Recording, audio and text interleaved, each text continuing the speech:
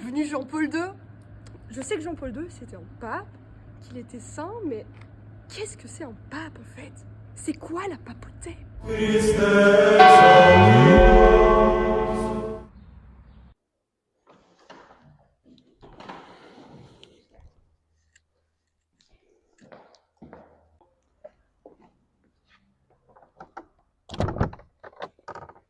C'est une bonne question, Sam. C'est vrai ça, d'où vient la fonction du pape? Est-ce une invention humaine ou même une institution divine? Mais est-ce même biblique? Pour répondre à ces questions, il nous faut retourner au début du christianisme. Suivez-moi.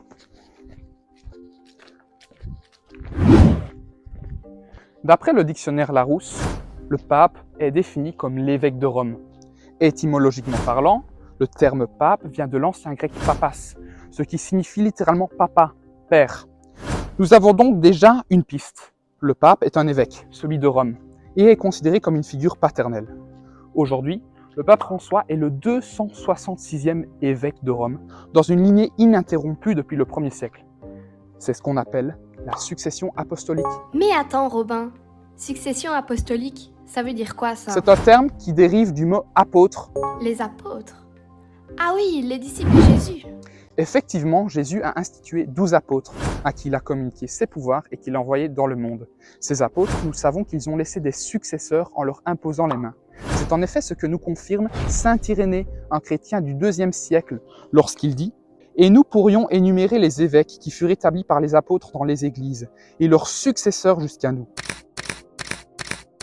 Car les apôtres voulaient que fussent absolument parfaits et en tout point irréprochables ceux qu'ils laissaient pour successeurs et à qui ils transmettaient leur propre mission d'enseignement. Ces successeurs, si on regarde dans le Nouveau Testament, sont appelés sous le terme épiscopos, qui est encore un mot grec, voulant dire surveillant, gardien, et se traduisant comme évêque. Nous savons donc maintenant que les évêques sont les successeurs des apôtres.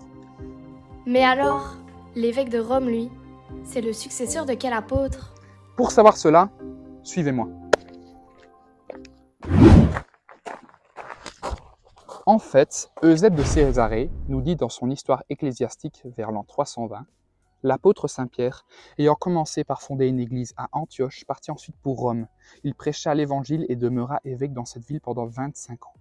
Ensuite, un autre témoignage est celui du concile d'Éphèse en l'an 431 qui dit « Il n'y a pas de doute, et cela a été connu dans tous les âges, que le saint et très béni Pierre, prince et chef des apôtres, colonne de la foi et de fondement de l'Église catholique, a reçu les clés du royaume de notre Seigneur Jésus-Christ, sauveur et rédempteur du genre humain, et qu'il lui a été donné le pouvoir de lier et de délier les péchés, lequel jusqu'à aujourd'hui et pour toujours vit et juge en ses successeurs, le saint et très béni pape Célestin selon l'ordre établi, est son successeur et tient sa place. » Enfin, un dernier témoignage est celui du pape Adrien qui en l'an 787 envoie une lettre au second concile de Nicée en disant « La Sainte Église universelle de Rome a été illuminée et c'est d'elle que les autres églises de Dieu ont tiré les preuves de la foi. » En effet, le bienheureux Pierre lui-même, le chef des apôtres, qui siégea le premier sur le siège apostolique, laissa la direction de son apostolat et de son ministère pastoral à ses successeurs, qui siégeront à jamais sur son très saint siège.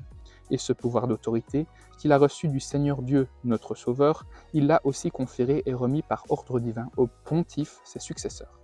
On comprend donc que l'Église de Rome a été fondée par l'apôtre Pierre et que celui-ci en était le premier évêque, et que tous les évêques de Rome subséquents en sont les successeurs et qu'ils ont hérité de lui son office apostolique.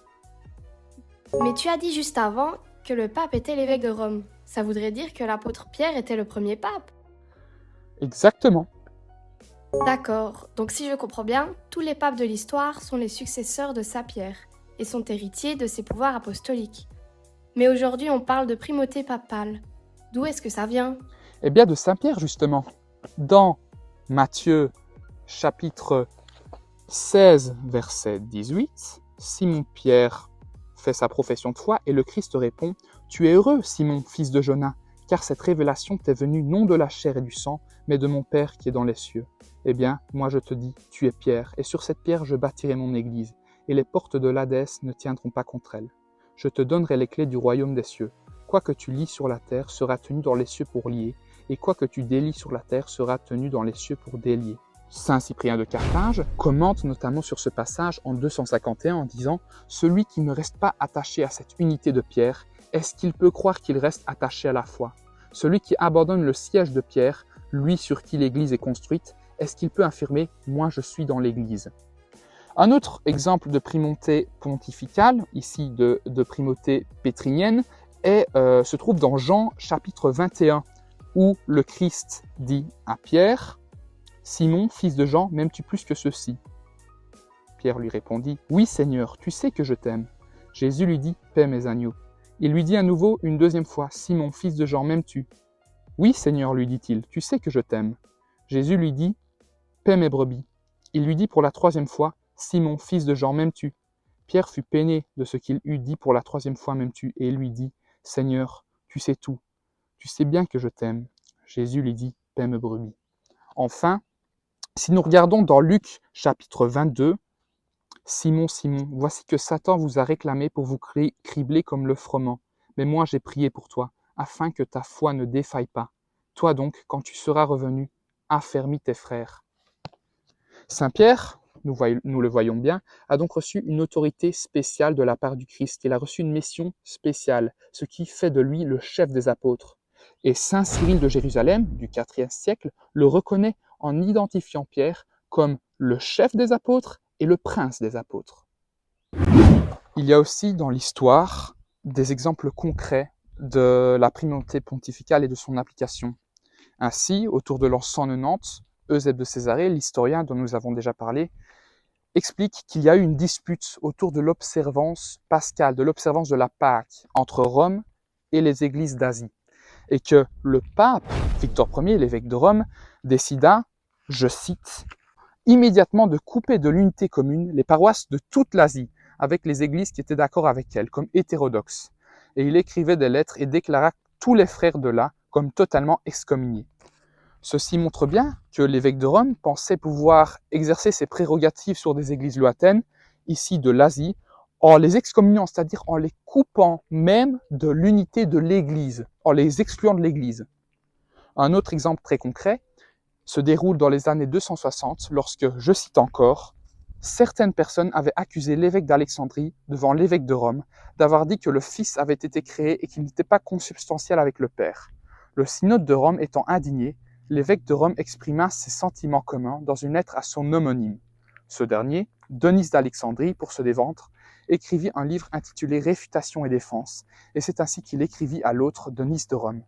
Nous pouvons donc dire que le jugement de la part d'Alexandrie, donc de la part d'un évêque d'Alexandrie par un évêque de Rome, indique en fait l'exercice d'une certaine juridiction et en fait nous fournit une bonne preuve de la primauté pontificale en Orient. Mais alors, si Saint Pierre était le premier pape, comment tu expliques le fait que les papes d'aujourd'hui ont bien plus de pouvoir que lui n'en ait jamais eu? Je t'explique.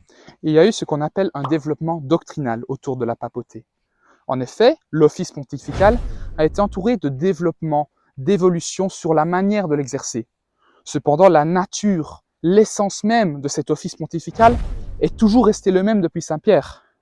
Si tu veux, c'est comme si la forme avait évolué, tandis que le fond est resté le même. À la fin de cette enquête, nous pouvons donc conclure que Jésus-Christ a divinement institué l'office de la papauté et l'a remis à Saint Pierre, et que Saint Pierre, en devenant le premier évêque de Rome et en y mourant le martyr, y a établi sa chaire apostolique. Il a laissé derrière lui un successeur qu'il a ordonné, et tous les évêques de Rome suivants ont hérité, parce qu'ils sont dans la lignée de Saint Pierre, ont hérité de sa primauté apostolique et de son office pontifical. L'évêque de Rome jouit donc d'une autorité supérieure à tous les autres évêques, de par ces promesses que Saint Pierre a reçues du Christ. C'était d'ailleurs un fait que tous les premiers chrétiens reconnaissaient.